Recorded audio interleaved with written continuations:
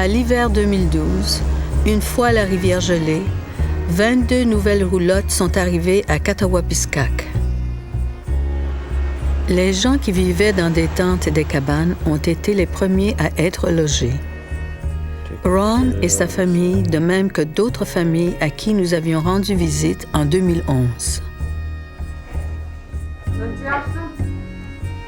En l'espace de 6 mois, les enfants ont tellement grandi.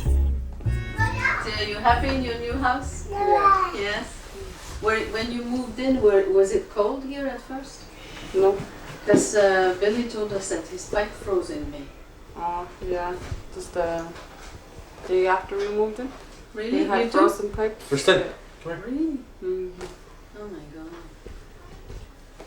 But how can they? We had to come here a couple of times to the van Yes. because of the broken pipes. Oh my God.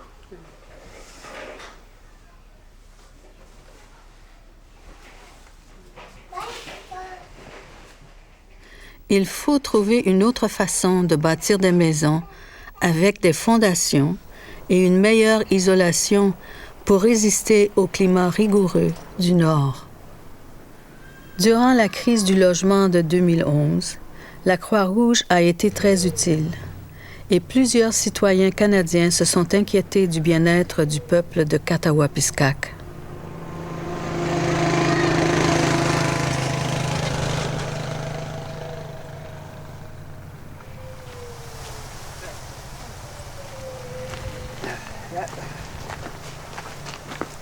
William et son petit-fils, Tyrone, sont devenus inséparables. I feel much better, you know. Yes. Not like I used to be in the shed over there. Much better. Yes. Yeah, and I can sleep good and warm place, you know, I'll do everything. I don't feel fire anymore, No. you know, very easy. So I'm glad to have this. Thank you for the people who donated the trailers, you know, for that. Yes. All the people have done for me here. Yes. Yeah. Did you have trouble with your pipes since you're here? Oh, just before May, I guess. Yeah. Yeah, Did it but freeze? it's frozen. Some it was cold. We'll have summer before springtime. Yes. It was cold. Used to be cool off the cold. It was Oh. frozen now because they didn't fix the pipes yet. Ah. They're gonna fix it though. Oh yes. It just take time though to warm the pipes. You know, Yes. that's what they're gonna do. I'm happy to be here.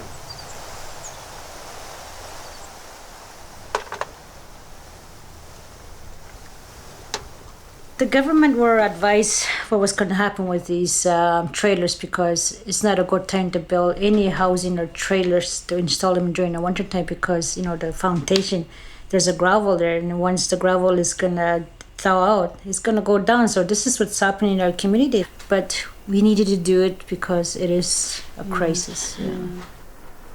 I still feel not satisfied because a lot of people are still on a waiting list and a lot of people are still approaching us for housing. And yeah, we did assist some people that were living in the sheds and the tent frames.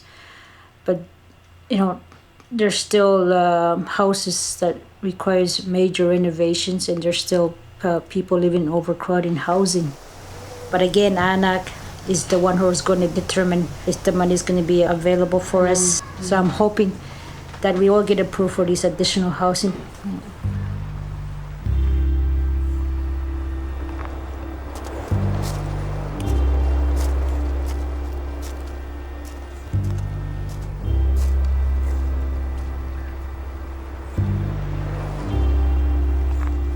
Some of those people that were on the list, they never got the house. Like only 7 families probably got the houses. Really? Yeah. Only 7 families, and the rest are single days and all that. Yeah. And are they bringing more? Not that I know of, no. They said they were gonna build houses here, but I'm not sure when. And you have how many rooms here? We got 3 rooms, 3 rooms and a bathroom. Yeah. 3 rooms. It's still small. We have 4 kids. Yeah. Yeah.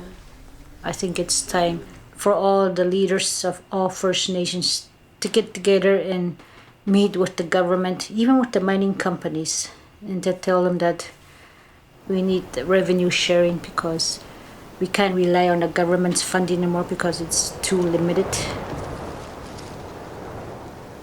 Actuellement, il manque encore 300 maisons pour les familles qui vivent dans des roulottes délabrées ou dans des conditions de surpopulation.